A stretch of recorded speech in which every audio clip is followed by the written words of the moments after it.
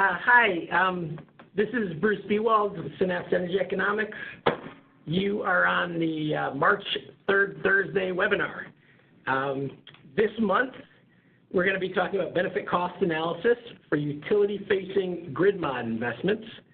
And we've got Lisa Schwartz from LB&L, Tim Woolf, and Ben Havumaki from Synapse. And I think it's going to be great. Before we get started, though, I should let you know that the webinar will be recorded. We're going to circulate it later on to anyone who wants it. So we'll send you a link whether you like it or not. You are muted and will remain muted.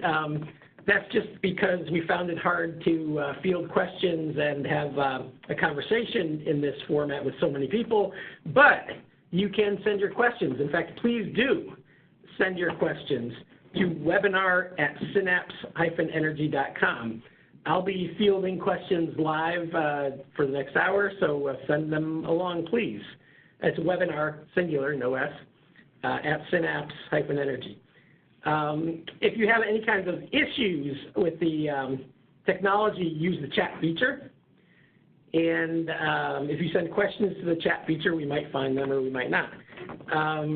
So I think that's everything that, and mark your calendars now for April 18th. That's the third Thursday in April at 2 o'clock. We'll have another webinar probably on climate economics or electrification of transportation, but we're still figuring that out.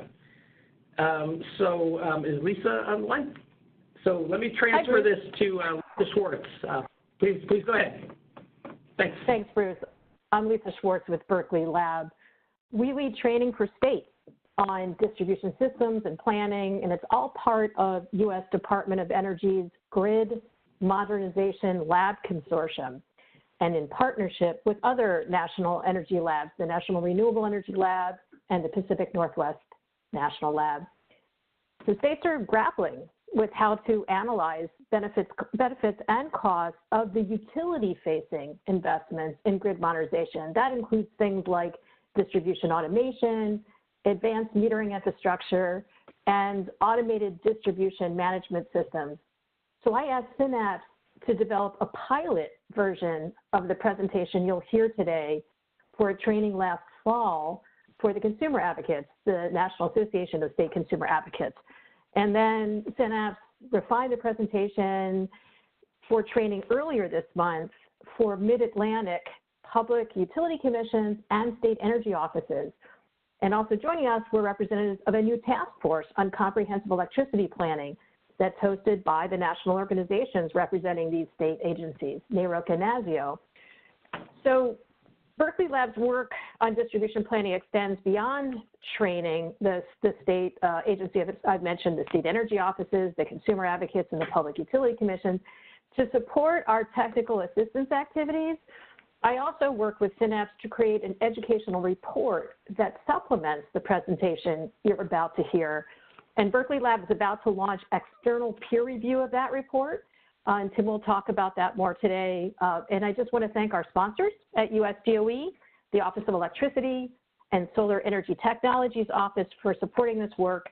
And we hope our work here helps move the ball forward. Thank you. Tim? Thank you, Lisa. So you can see on your screens here an outline of where we're going to go. As Lisa mentioned, this is based on a draft report. I'll say it now. If anyone on the phone is interested in being a peer reviewer, let us know. And we're especially looking for utilities, or if you're not a utility representative, if you know a good utility representative who would be a good peer reviewer, please let us know. So we're going to cover some utility-facing grid mod concepts because they're a little different than customer-facing concepts. We're going to talk about benefit cost analyses in light of grid modernization. We're going to talk about a survey we conducted of recent utility grid mod plans with a focus on the benefit cost analysis. And the heart of our presentation will be how to address some key challenges that come up in these benefit cost analyses. And I'll just reiterate what Bruce said earlier. Please send in questions if you have any as we go. So just starting with a high-level discussion of some utility-facing grid mod concepts. First of all, terminology, maybe you know this, but grid mod's often broken out into two types: customer-facing, which basically are all the distributed energy resources you see on your screen. And then utility-facing it includes a lot of technologies and facilities that look a whole lot like traditional distribution infrastructure in some ways, but also can be very new and different and emerging in other ways. And we're not going to go into the technologies or the engineering here much, but just to give you a sense of some of the key things. Lisa already mentioned advanced distribution management systems, geographic information systems, DSCADA, distributed energy resource management systems. You get the gist. And we'll be talking about some of these as they pertain to benefit cost analyses going forward. So one of the key challenges in this context is that a lot of the components of grid modernization are interdependent. And by the word component, I'm going to go back up. And you see this box that has utilities facing. Each one of those items could be described as a component. And it can be implemented sometimes in isolation, but sometimes with other components. And that's what makes this challenging. So in this case, we're showing ADMS, and that's represented by the circle in the middle. And the thing about ADMS is that it has so many different features, and it helps to integrate different components like GIS, OMS, and DSCADA. It also helps to enable other components like DERMS and AMI, and then it allows for central decision-making, optimizing distribution performance. So it's just heavily interrelated to many other components. And this is true not just with ADMS, but several of the components.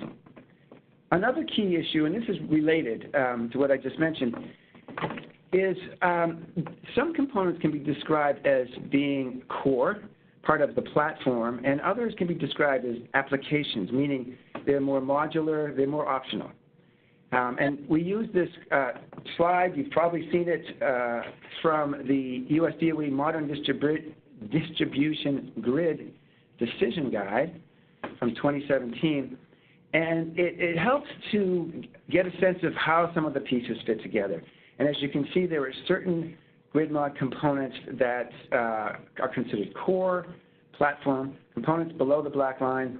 And then there are others, some of these are familiar to you, that are considered more applications, more modular, more optional, advanced meters and volt VAR management and so forth.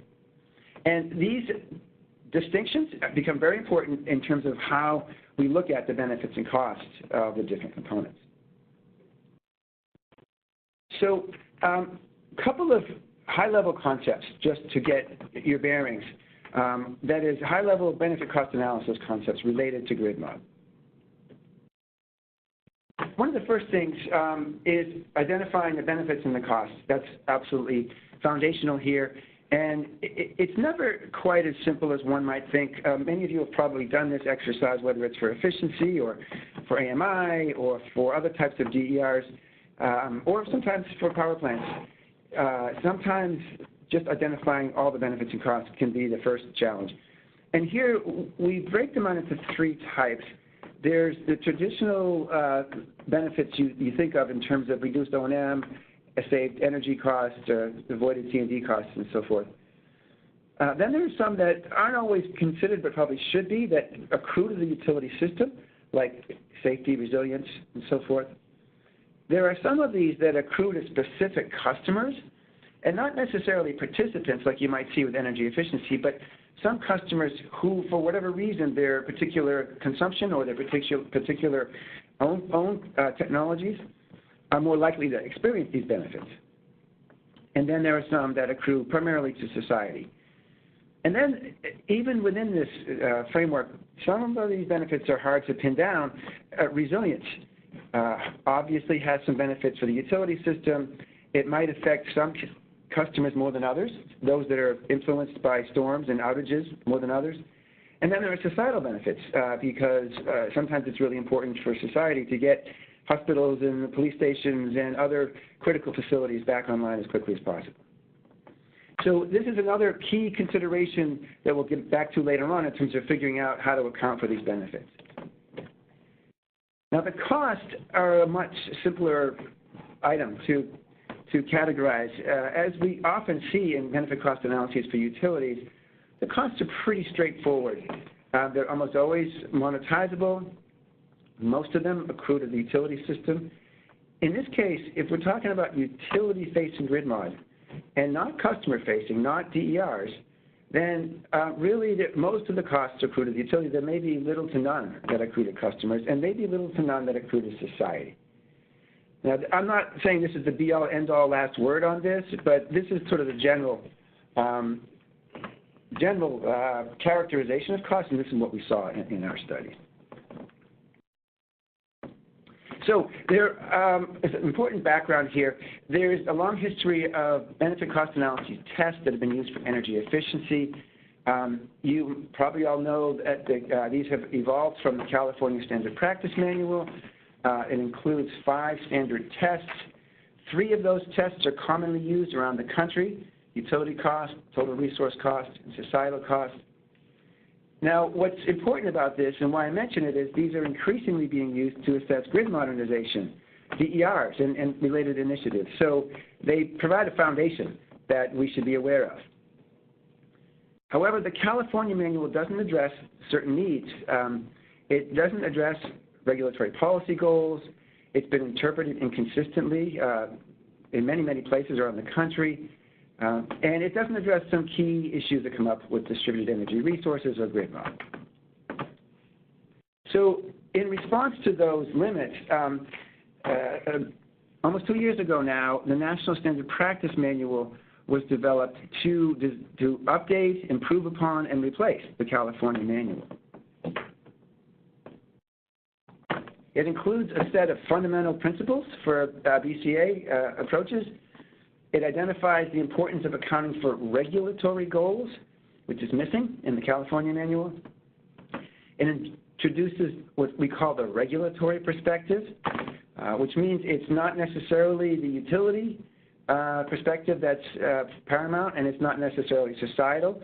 It's a regulatory perspective which reflects statutes, the policy goals, the regulatory goals of a regulator.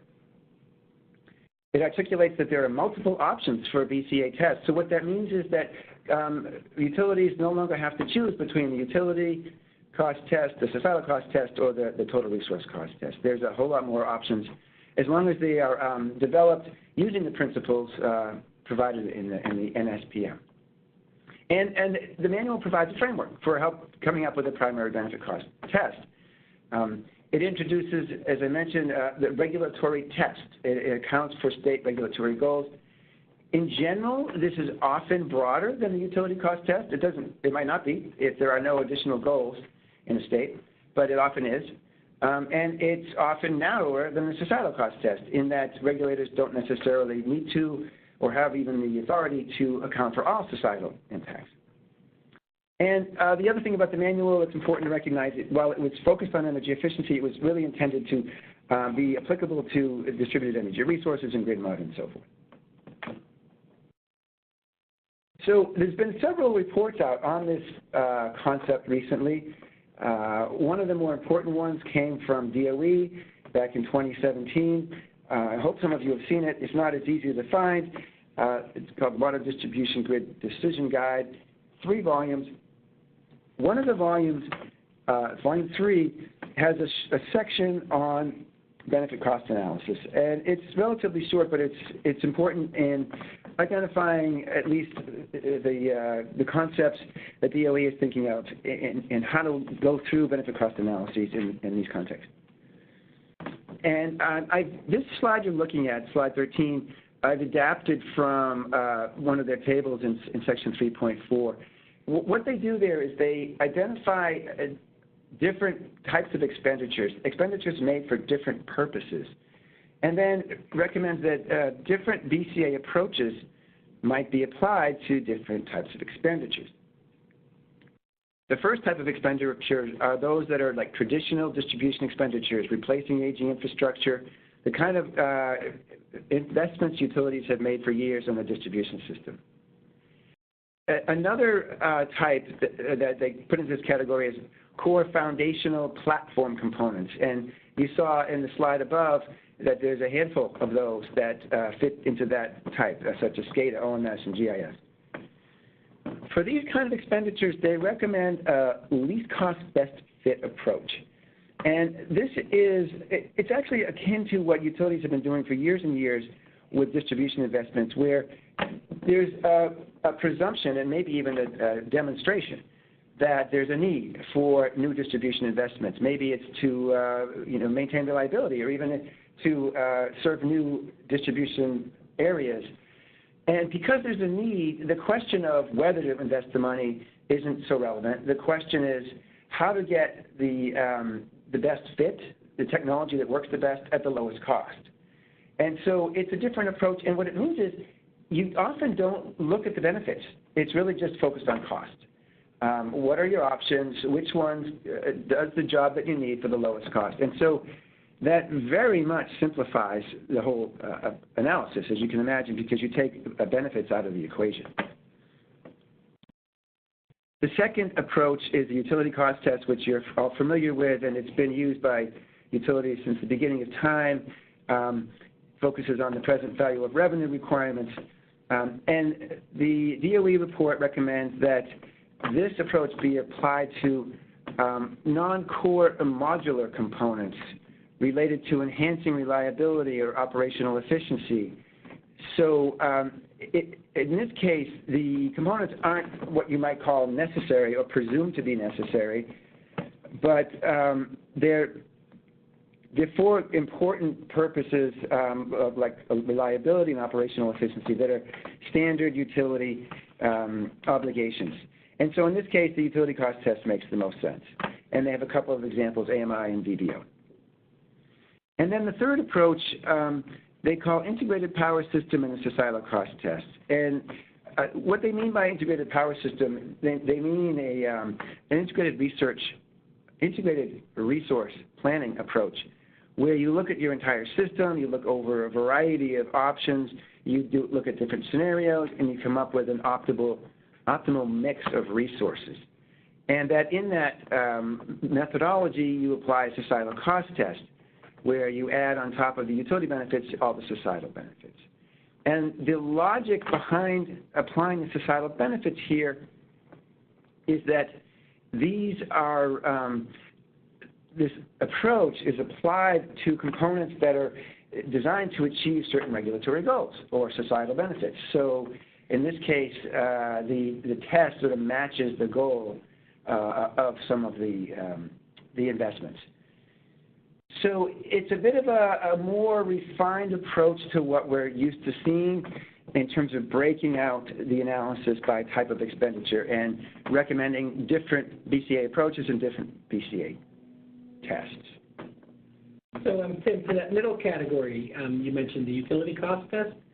Is that really like the third category, but just there aren't societal benefits, or is it kind of conceptually different?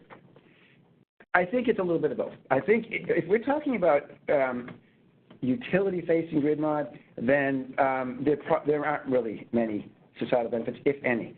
I should say that in this presentation, I sometimes go back and forth between just talking about utility-facing and then talking about grid mod in general.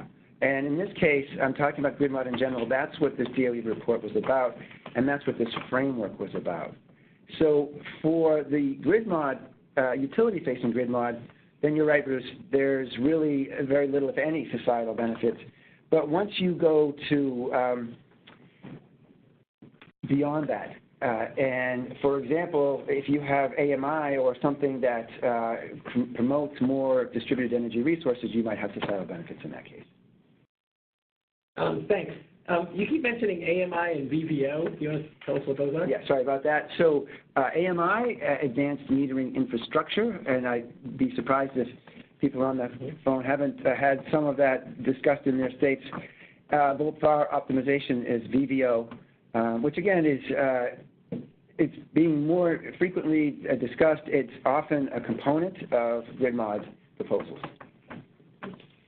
And one more question before you got the you mentioned early on, I think it was like slide 3 or 4, about how some of these investments are interrelated in logical ways, you know, with core components and applications and stuff. And are you going to get at how that interrelatedness affects consideration? Okay, so we'll get to that later. Yes, I will. So forgive me for getting lost on the slide deck here. I somehow went to the end. I'm going to go back to the beginning. Thank you. Okay. Now, where were we? We were... Slide 15? Yep. Yeah. Just about to start a review of recent grid mod plans, and I'm going to turn this over for a few minutes to Ben, who played the primary role in digging through those plans. Yeah, thank you, Tim. So this is Ben Havumaki from Synapse, and I'll just share a little bit of a review of the primary research that myself and a colleague did over the course of several months to just get kind of a better handle on what was actually going on in the field, the state of practice, and help us guide our analysis. So as you can see, we were dealing with a reasonable sized sample of 21 recent studies. The majority of them were from the past few years, and really spanning a pretty broad swath of the country.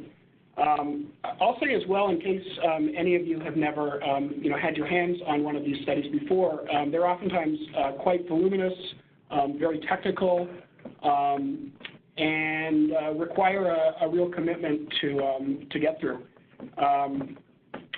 And they tend to be pretty wide-ranging and idiosyncratic in their methodologies. So this is not a standardized practice.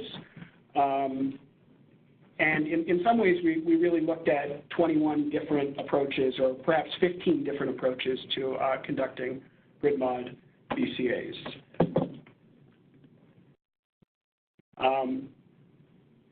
But while there's a pretty wide range in practice, from the standpoint of a regulator or somebody else who's critically reviewing the study and evaluating the proposal, it's reasonable to expect that the utility should make a case for what they're proposing to do. And surely all of these studies are making cases for their proposed investments, but in many ways, the cases tend to be rather incomplete. So this slide here is actually kind of just a list of the things that we didn't find in the grid mod plans. And it would be a generalization to say that none of the studies talked about the cost effectiveness tests that were used, which is the first bullet, but many of them did not. We found that in a lot of cases, the utility, endeavored what was basically a utility cost test, but didn't present it formally as such. In fact, there were really only very few studies that explicitly described the cost effectiveness framework that they were using.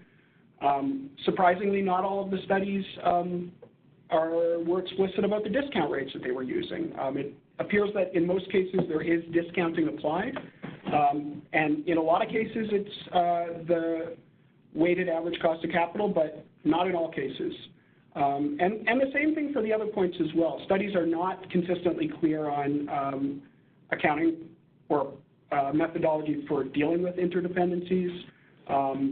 They're inconsistent on how they deal with qualitative benefits. Studies do not always present clear metrics for evaluating the future success of the programs. And surprisingly, they don't always even provide an overarching rationale for why they are proposing to spend what in many cases is hundreds of millions of dollars. We'll come back to these kind of key points later in the presentation. So I want to talk in the next two slides just about the kinds of benefits that the studies claimed. This particular graph shows the percentage of the 21 studies claiming each of these classes of benefits. So for example, almost all of the studies claimed reliability in some form as a benefit for their grid modernization proposal. But I will note that these are not necessarily benefits that have been quantified or monetized. And in fact, some of these would be difficult to quantify and probably harder to monetize. Customer satisfaction, for example, is hard to price. I'll also just make a clarification here that reliability and resilience, Tim spoke about resilience a bit before, and reliability as well, are related but distinct concepts. And I think that in some cases the plans discuss reliability the plans discuss resilience in all but name. So there's some overlap between reliability and resilience, but actually only very few are specific in their mention of resilience. Let's move on to the next one. So here we see the frequency of monetized benefits. And as I mentioned before, there are several categories of benefits for which none of the studies are assigning monetary value to. And there are a few that appear with relative frequency. About half of the studies claimed some monetary benefits for reliability, for energy, for generation capacity, and then fewer still for some of the other ones.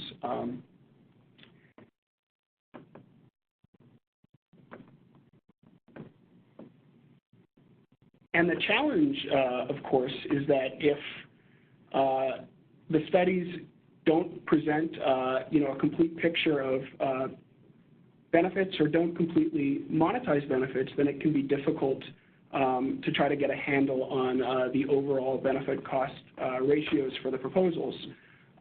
What we have here is a graph that shows benefit-cost ratios for all of the studies for which it was possible to draw out a benefit-cost ratio. Now, that doesn't mean that all of these studies here presented explicit benefit-cost ratios. Actually, it was only a subset that did. But where possible, we added up benefits and costs and computed our own. You'll notice that there's a giant outlier here in PSE&G. And I would say that there are such differences in the quantification and monetization approaches that the utilities have taken, and in what's included in these figures, that it would not be safe to say that their plan is dramatically better than the others or 4 times as beneficial. It's actually quite hard to make comparisons on the basis of these indicators alone. And one more important point, which Tim will come back to later, these don't, of course, include qualitative benefits. So I'm going to pass it back to Tim. Yeah, so a question, I was just for Ben or Tim, but around monetization, and it's kind of surprising to me how little monetization is going on from the prior slide. And is that okay? Is it important to monetize everything or more than this? Or kind of what's your assessment of the state of the art and what should be done with regard to this quantifying and monetizing business? So we will cover this some more, but I will say I was surprised at how little monetization there was in these. If you look at other areas where utilities and others are required to do a benefit cost analysis, the monetized benefits form the vast majority, and the non-monetized, if they're used at all, are in the minority. And it's the opposite here. And I think that's one thing that makes this whole approach very different from what we see in the past. There's another thing I'll make. It's a little bit of a tangent, but I think it's related. Looking at this from the perspective of consumer advocates and commission staff, the other thing that is unusual here is that many investments have been made for years and years on the distribution system that didn't require this type of analysis unless there was some egregious overspending and there might be a prudence review. But otherwise, this wasn't needed. So suddenly these interveners and stakeholders are brought in to try to tackle a new decision-making that they didn't have to make in the past.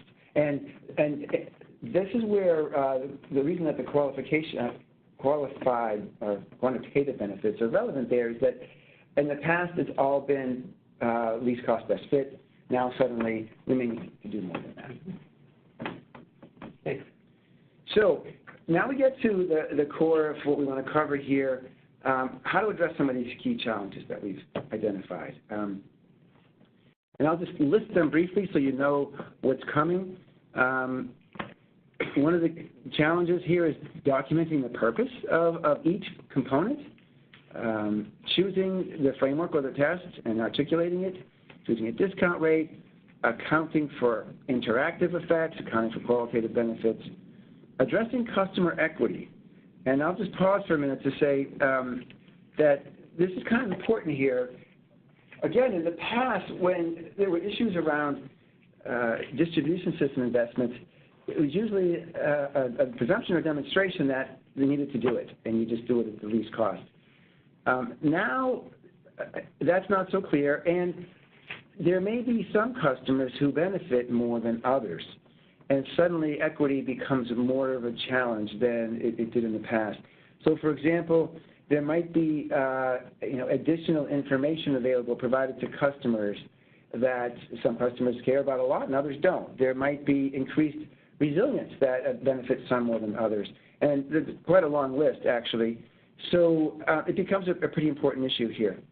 And then even if some customers experience benefits from grid mod, they might place a different value on it. So it may be that all customers, for example, get additional information or more opportunities to integrate distributed energy resources, but there may be a lot of customers who can't use the information, don't care about the information, or can't install the DERs. And so there's equity issues that come up there.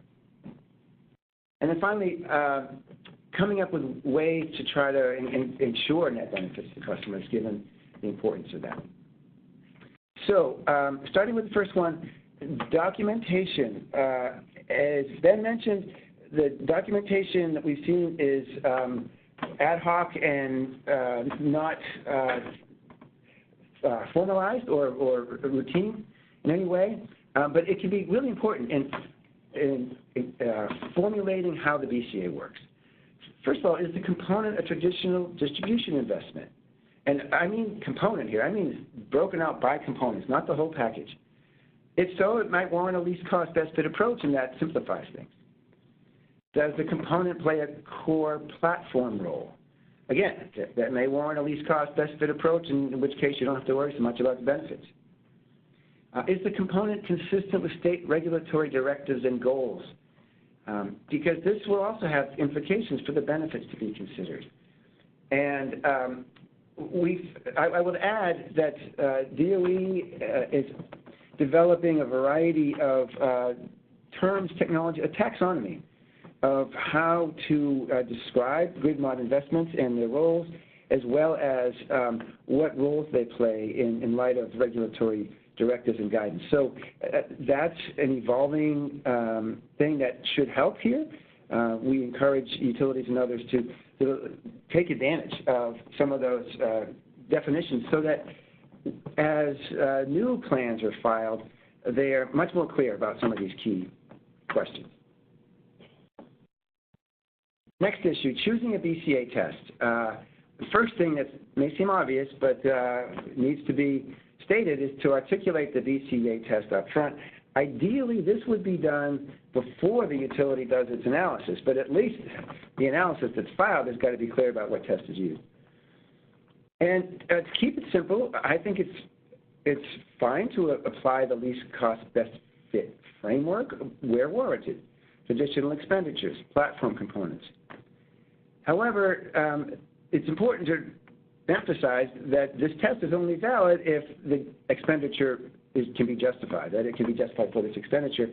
You don't want utilities using this approach because it makes their lives easier and makes it easier to justify the expenditure. There needs to be a clear description as to why this can be applied. And even after that, If you go beyond that and you need an actual BCA, I like to note that it's perfectly appropriate to apply multiple cost-effectiveness tests. There's been so much debate around which is the best test, whether this is an efficiency or anywhere. Is it the utility test, the TRC, whatever? And often there is no one best test, that you might need to do several tests to understand what's really happening. And the utility cost test is very valuable. I recommend this pretty much in any context. It provides the best indication of the impacts on bills, total utility system cost, present value revenue requirements. It's just a really important foundational test. And then I'm also supportive of the regulatory test, which adds to the utility cost test those benefits related to specific goals identified in any one state. By the way, the regulatory test might be different in one state versus another.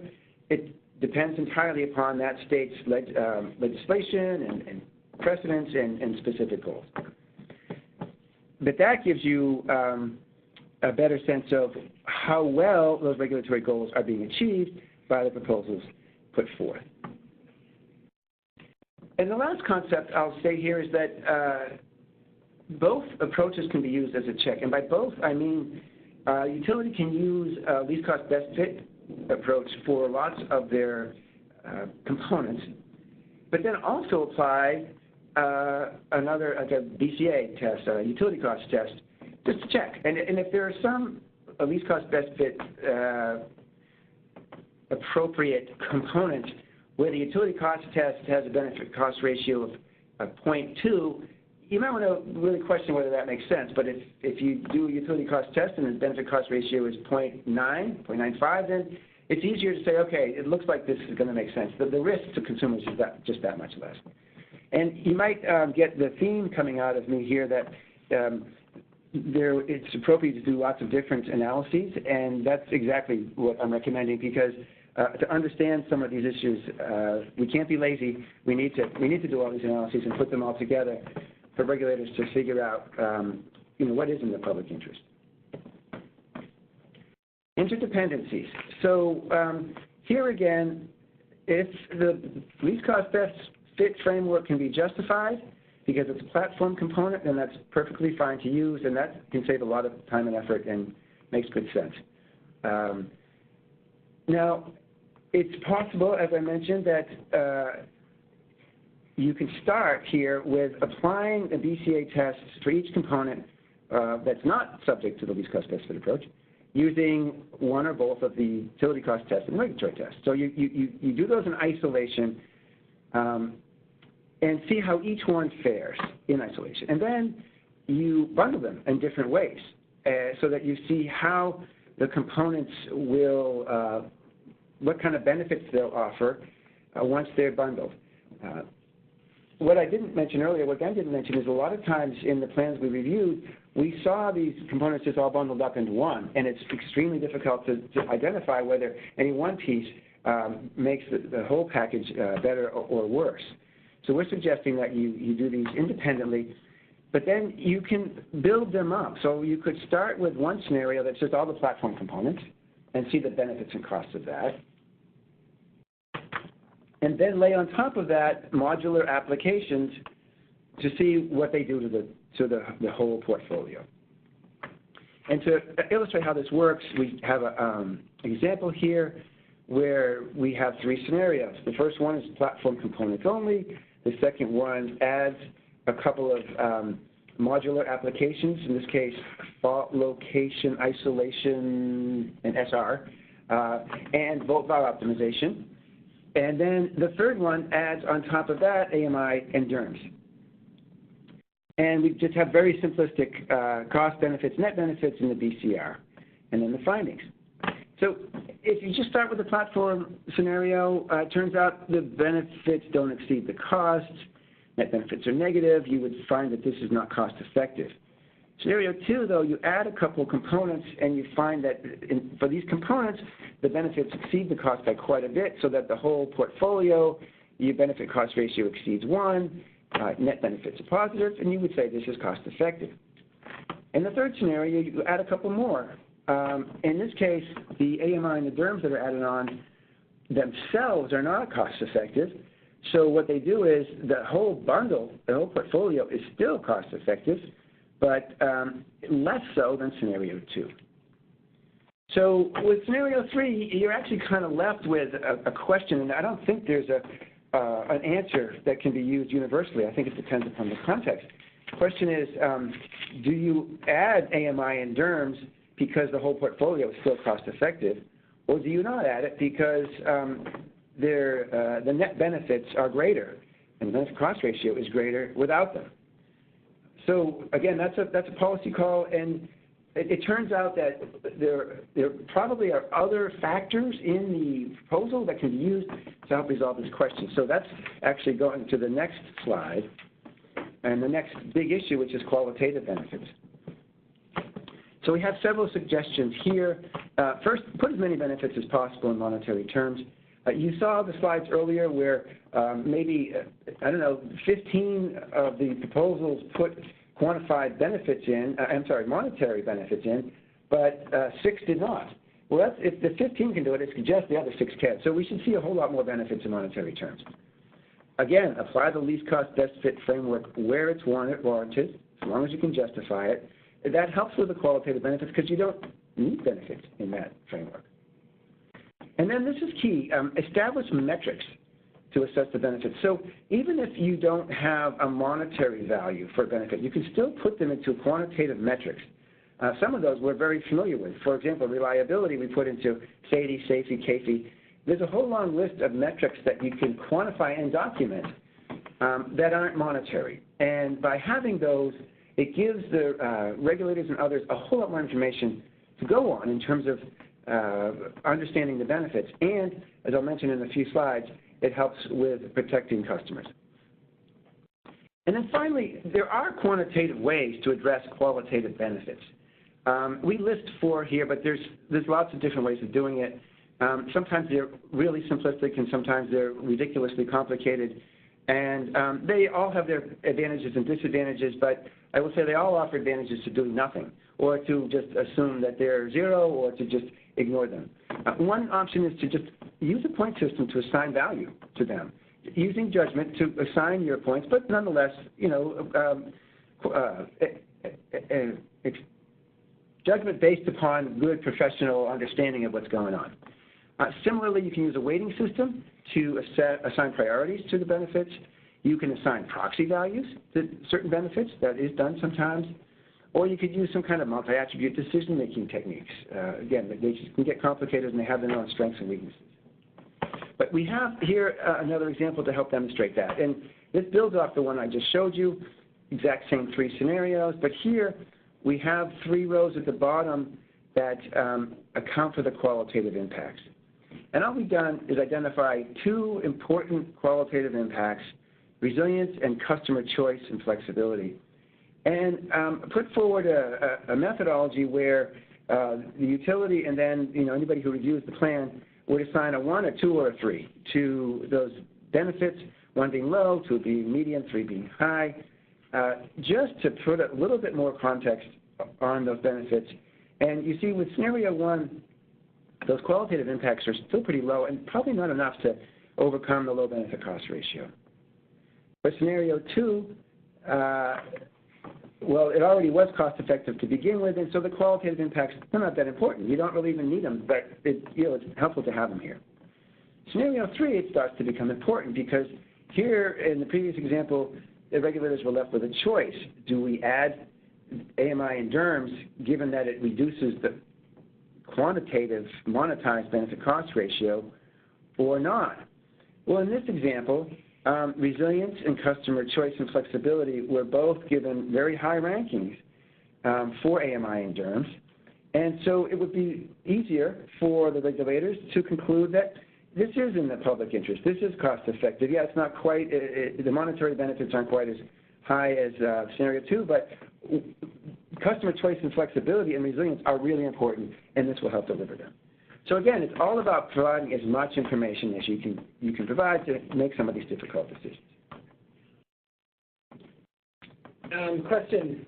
You're talking about adding in things for consideration that are not quantified or monetized. And I guess the question is, in a state where you have clear, articulated, regulators and policies, saying this is valuable to us, it's priority, that seems relatively straightforward. Still challenging, but relatively straightforward. Yeah. But what if you don't have well-articulated state policy objectives along those lines? How do you think about those situations?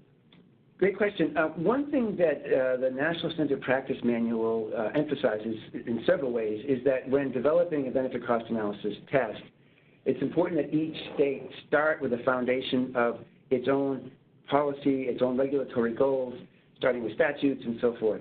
And recognizing that not every issue is addressed by those. So it might be that certain things like environmental benefits are clearly identified, but other things like resilience might not even be anywhere found in statutes because it's a new and emerging issue. And that's where interpretation is necessary.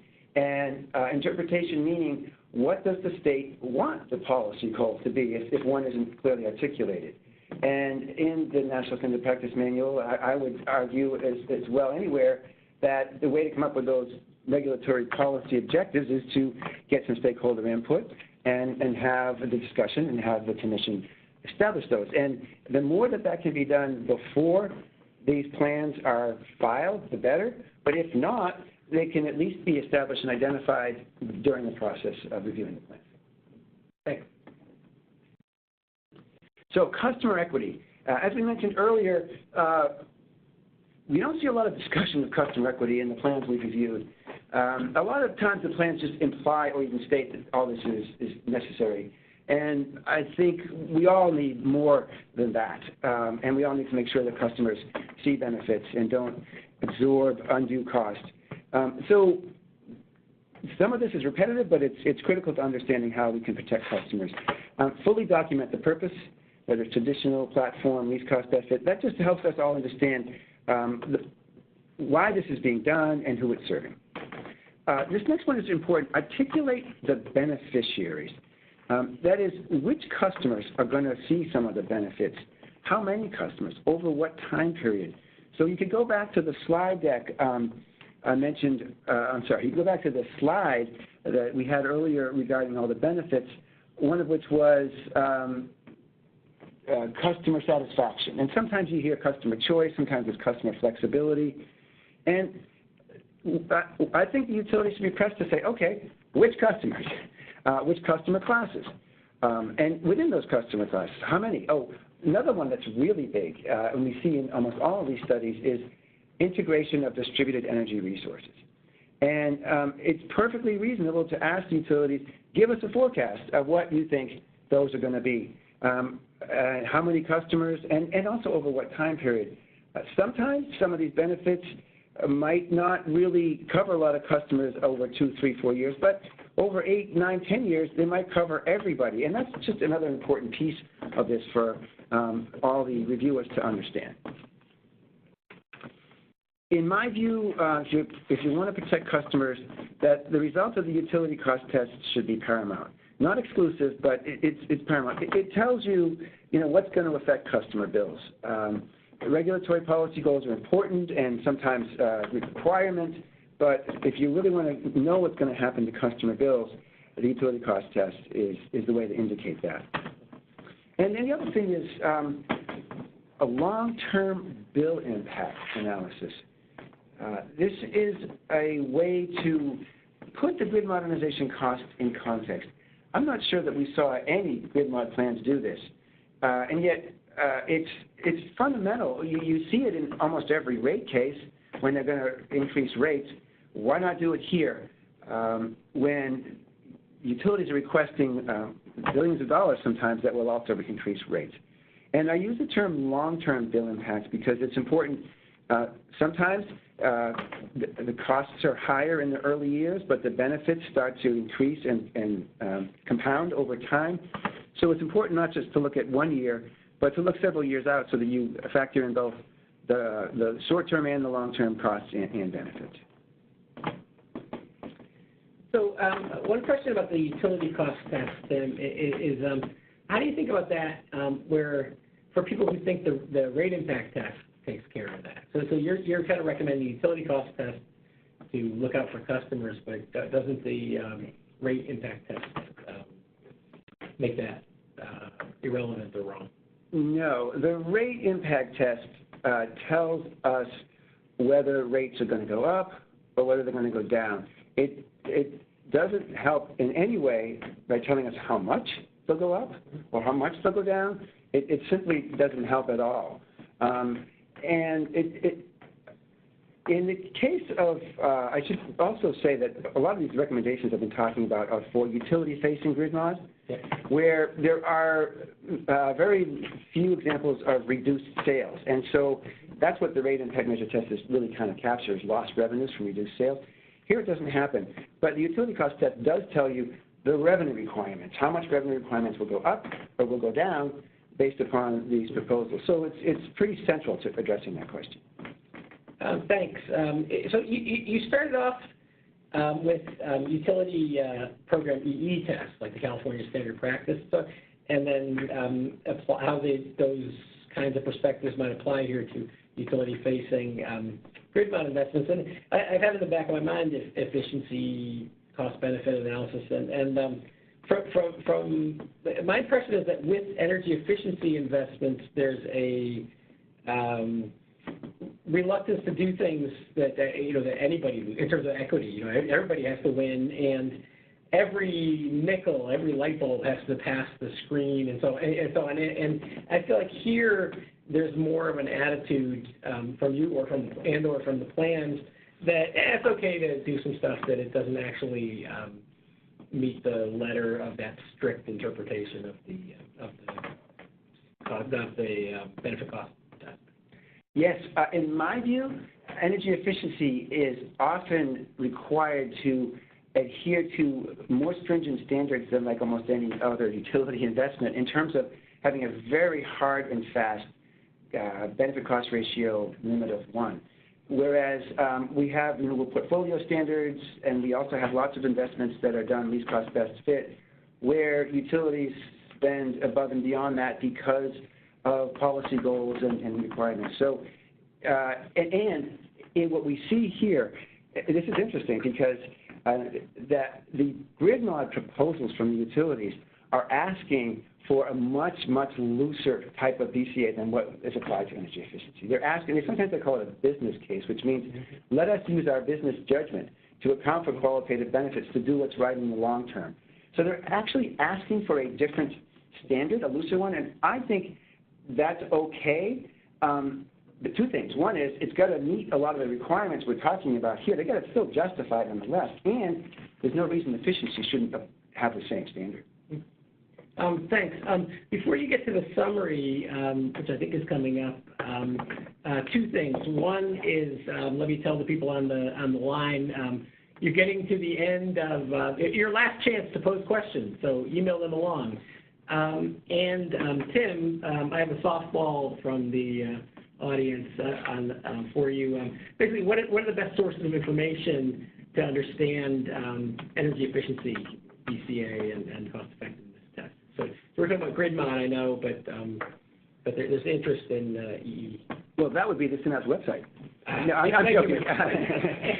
Good answer. You probably all know there's so many great resources out there. I would point to ACEEE as like the core. LBNL has some great studies. RAP has some great studies. There's so much out there. There's a lot to that one. Thanks. And then, just to wrap it up. So one last point about customers. There are regulatory rate-making approaches that can be used to help make sure that customers do experience these net benefits. And these are fairly simple but really powerful, and they're used in other contexts. First, regulators can limit the amount of grid modernization costs that a utility can recover to those that are proposed in the grid mod plan. So if they put together a plan that they say is going to cost $1.1 billion, they're held to that and make sure that things don't spiral out of control and the customers don't have to bear those costs. You might have to have an allowance for contingencies, but otherwise it's important, and it puts discipline on the company when they're putting forward proposals. And secondly, on the other side, you can also limit the amount of cost recovery to achievement of grid mod benefits. So imagine you've got several metrics, even some benefits that aren't necessarily monetized. Metrics such as safety, KP, and others, or metrics around resilience or around customer integration of DERs, all kinds of metrics that are pretty easy to set forward. Over time, those can be checked, and if utilities are not achieving those benefits based on those metrics, then maybe they shouldn't recover all the costs of their investment. So it's really requiring them to sort of put their money where their plans are and take a little bit of risk here, and it also puts a bit of discipline on the utility for coming up with benefits that make sense. So Tim, you kind of breezed over the discount rate issue, or can you talk more about discount rate selection and risk?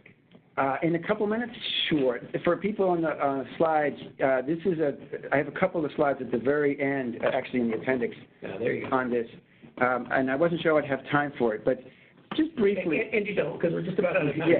But keep it short. I will. So the utility weighted average cost of capital is widely used benefit cost analysis here and elsewhere, but I argue that it has a lot of limitations.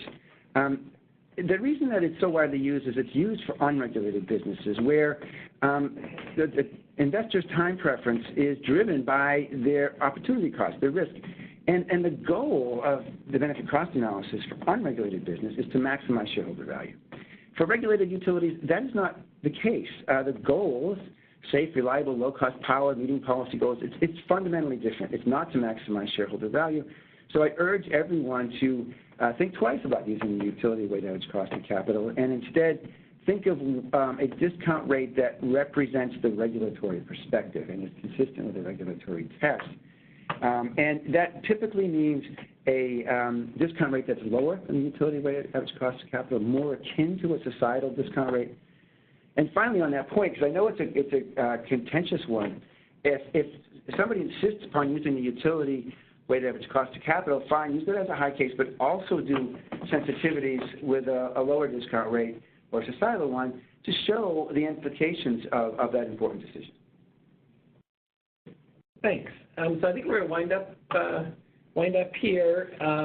People on the phone, you can still email us your questions later today or tomorrow, and we'll probably take a whack responding by email. And you can also send us your thoughts about topics you'd like to see in next webinars. And from us, you can expect an announcement for the next webinar, which will be April 18th at 2. Put it on your calendars, plan to join us. Suggest topics and questions you'd like to hear about. And we are also going to send you the slide deck and information, follow-up information from this webinar so that you'll have that. Thanks, everyone. Thanks.